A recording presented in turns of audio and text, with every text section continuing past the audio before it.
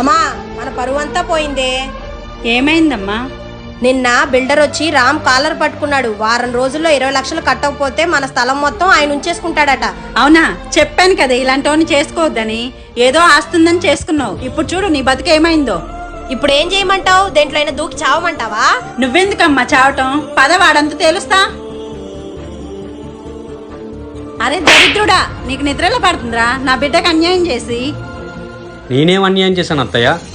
ఏం చేసావా? నిన్ను నమ్ముకొని నా కూతురు వచ్చినందుకు దాని బతుకు రోడ్డు పాలు చేసావు కదరా. ఏం జరిగిందని ఇప్పుడు ఎంత సీన్ క్రియేట్ చేస్తున్నారు? ఏం జరిగిందా? డబ్బు పోగొడతమే కాకుండా నిన్న ఆ బిల్డర్ వచ్చి నా బిడ్డ ముందు కాలర్ పట్టుకుంటే ఏం చేయగలిగావు? ఇంతకన్నా ఏం కావాలి? దేంట్లో దూకి చావరా.